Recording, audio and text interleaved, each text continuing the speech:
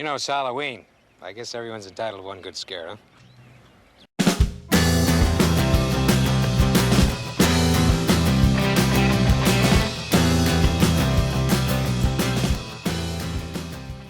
Hi, welcome back to my channel, or welcome to my channel if you've just discovered this. Do lots of book reviews, book recommendations, stuff like that at the minute. That's kind of what this channel's turned into.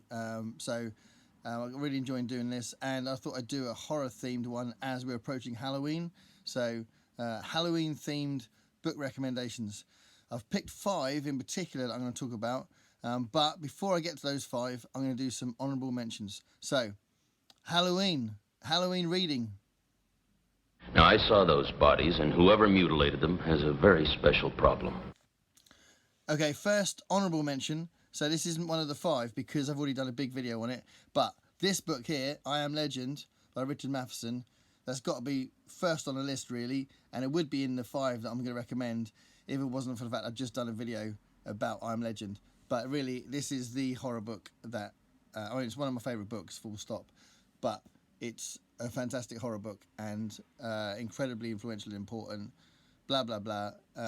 So, yeah, I Am Legend. If you want to know what I really think about it and a longer opinion about it, have a look at the video, the one I've done on I Am Legend, because this is an incredible book.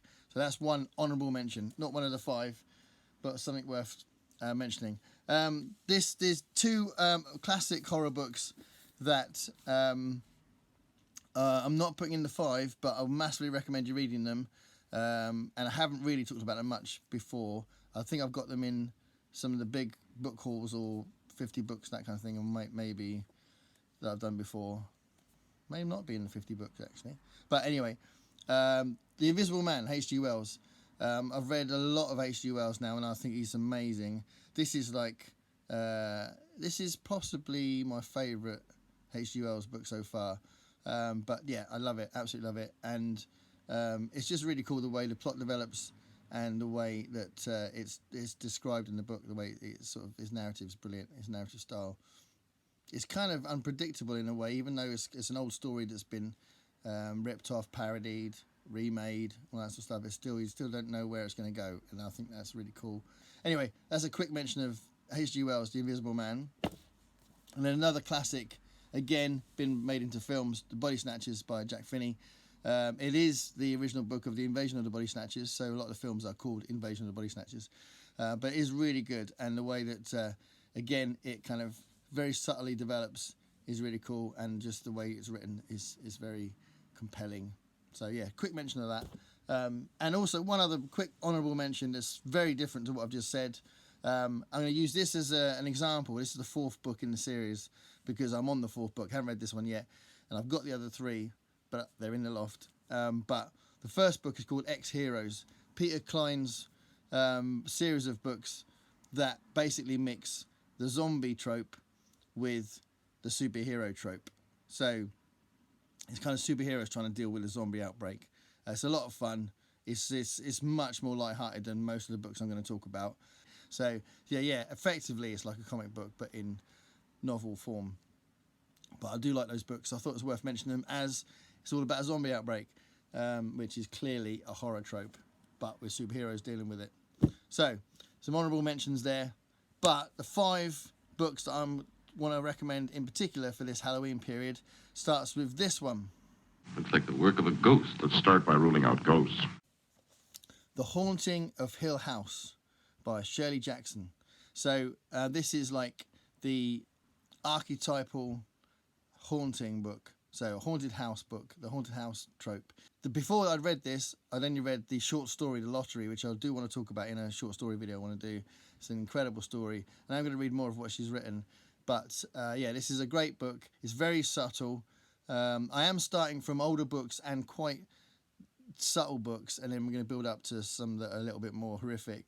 But it's a haunting, so it's about ghosts, and it's about like poltergeist type activity, and the way that 4 people in particular react to investigating a house, Hill House, and the paranormal activity that it has the reputation for. And one character in particular is really affected by it. And I won't spoil anything, but it's worth reading. It's an absolute classic, and it's beautifully written. So, yeah, a bit subtle to begin with. The Haunting of Hill House. Some people like the films that have been made based on this. There's been 2 films based on this book. Add more kind of action. They add more kind of events and sort of horrific incidents in the film, because there's not that many incidents by sort of cinematic standards in the book. So kind of be aware of that. It's a much more subtle book, but it's a very good book. And this book, The Haunting of Hill House, was written in 1959 and very immediately had a massive effect on literature and clearly on the horror scene in general. And Richard Matheson's The Legend of Hell House is heavily influenced by this. And again, there's been a Hollywood version of that as well. Yeah, so the influence is really clear. But 1959, this was written. The next book was written in 1962. What's gotten into that boy? Something Wicked This Way Comes by Ray Bradbury. One of the first novels I read when I was a teenager, and it's always had a massive effect on me. I think it's a beautiful, beautiful book. It's fantastic. Again, if you're looking for real kind of guttural, visceral horror, then you might find this a bit light. But as a book, as a piece of literature, it's absolutely amazing.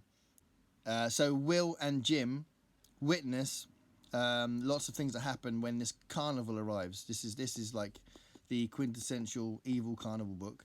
Will and Jim are 2 boys, 13 years old, that see this carnival appear late at night. They're drawn to it, and they see some very spooky, strange things happening, and it kind of develops from there.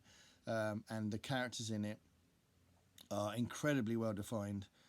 You are very fond of them as you're reading it. And these 2 boys have to deal with Mr. Dark, who runs the carnival, and without spoiling anything, lots of things happen that scare them, kind of teach them lessons about life, and in general, they have to kind of save the town, if you like, from the dark carnival of Mr. Dark.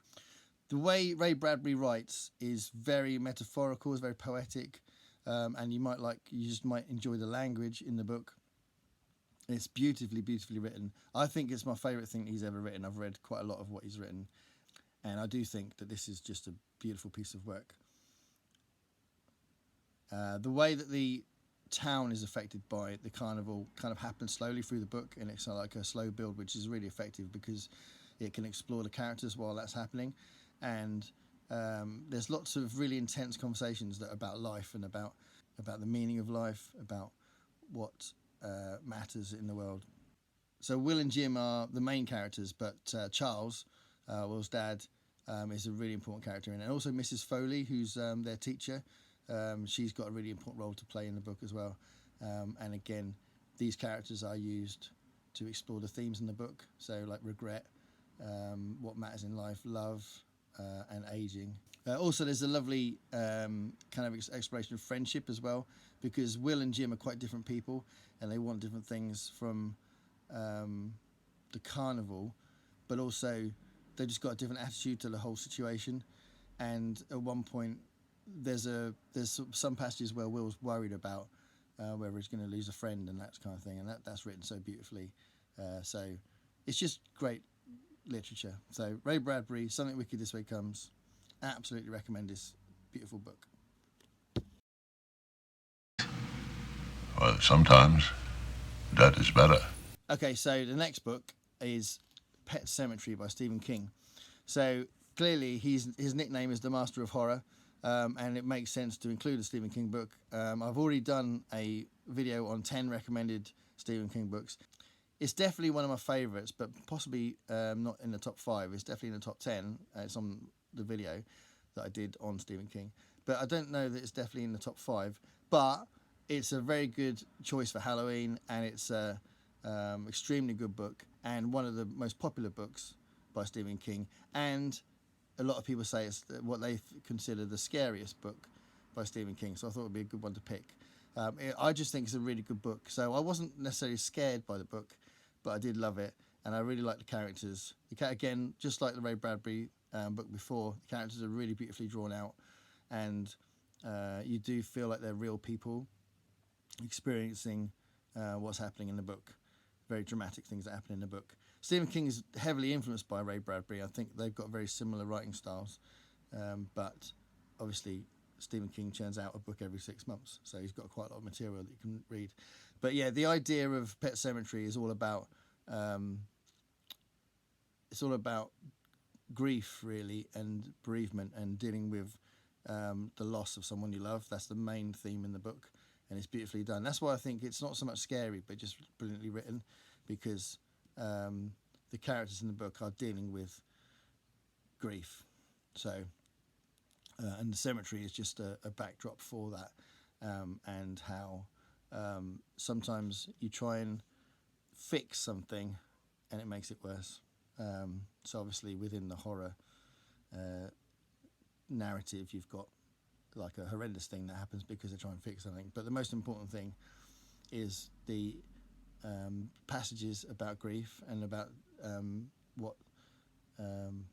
about family. So all that stuff makes it a great book.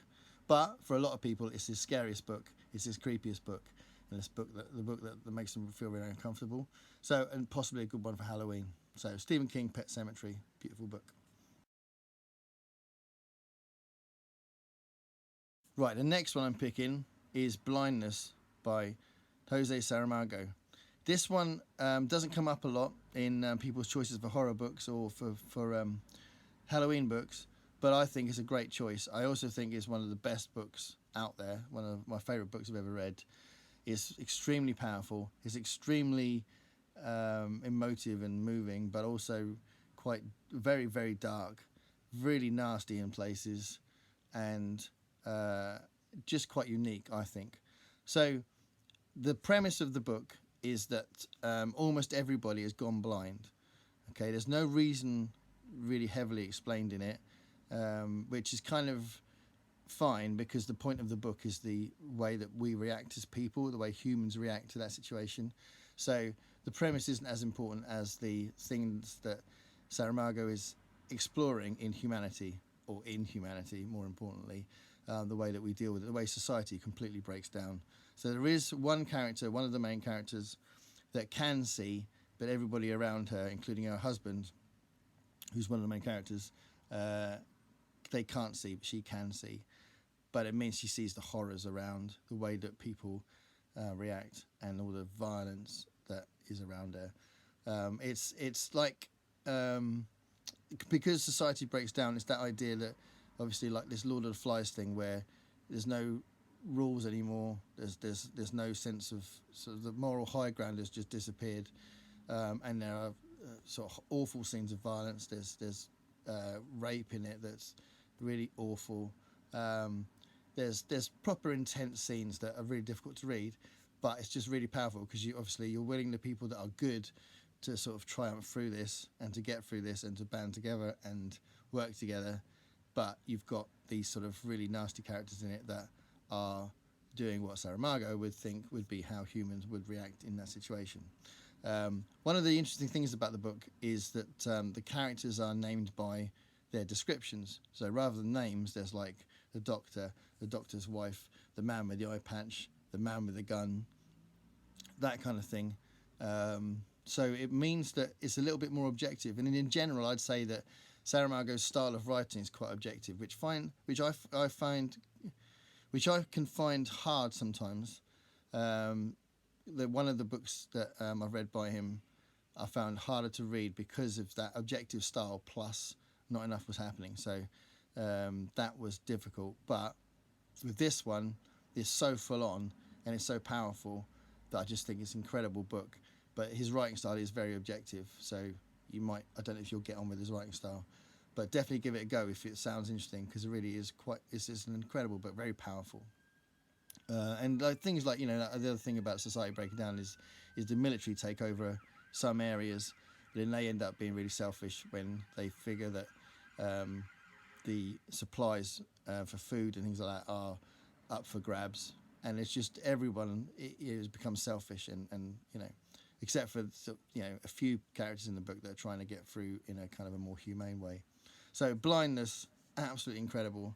definitely worth reading, and something for Halloween possibly, as it's so horrific. Brilliant. Just brilliant. And lastly, I want to talk about Joe Hill's Heart-Shaped Box. So I'd heard about Joe Hill a lot, and wanted to read something by him. This happened to be the first thing that I found that was that on the day that I was going to get something by him. So I know I'd heard about Nosferatu as well, which I want to read next. This was before I found out that he was Stephen King's son. So I just heard about him, wanted to read something by him, picked this out, and this was one of the recent things I read, and it utterly blew me away. It's fantastic. It's got a really interesting plot where a rock star, sort of an aging rock star, who's kind of a bit past it and kind of regrets lots of things. He's kind of like in the sort of the last years of his career. His band's broken up. He's on his own. He's very cynical about his career now. He's very cynical about his music and that kind of thing. And he's not quite as motivated as he used to be. But he collects odd memorabilia, if you like, that are connected to the occult. And somebody, and he hears about a ghost that's being sold, and it's being transported through a suit that the man used to wear before he became a ghost, and is being sent through this heart-shaped box. So that's the premise of the book, but it all goes wrong because it's not quite as simple as someone selling a ghost and then he buys it and he has a ghost. It's much darker than that, much darker than that, and it's about revenge. It's about systematic child abuse. It's about all sorts of things that are quite heavy. It's very violent in places. It's extremely thrilling. I couldn't put it down. I wanted to know what was going to happen next. I really felt for the characters. There's two main characters in it. There's Jude himself, who is the main rock star guy, who is really I found him quite likable. I don't know if many people do, but I found him likable, and I could relate to a lot of things in the plot about him, or at least enough about it that I could sort of consider him likable. And Mary Beth, who's kind of his girlfriend, and those are the two main characters in it, and the way that what happens to them through having this ghost and this sort of family that's bent on revenge, and what they're actually trying to do is much deeper and more complicated and much darker. It's just fantastic. So yeah, really interesting characters, fully formed characters, brilliant plot, brilliant sort of narrative events that kind of pull it along. Just an amazing, also a little bit of humour, and that kind of little nods of recognition, when you read something and you get it. Lots of moments like that in it.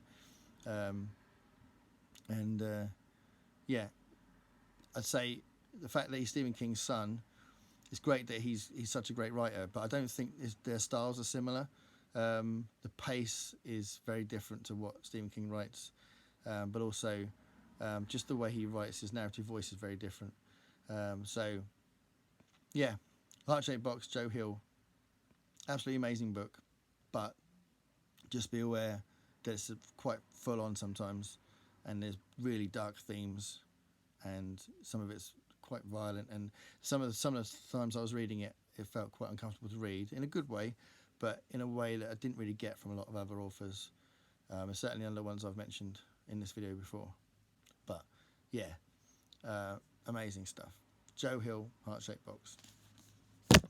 So there are a bunch of books there you might be interested to read over this next week or so, over the Halloween period. There's some great books out there. You might want to recommend some to me. But yeah, if you like what I'm doing on this channel, then please subscribe, and see you again. Thanks a lot.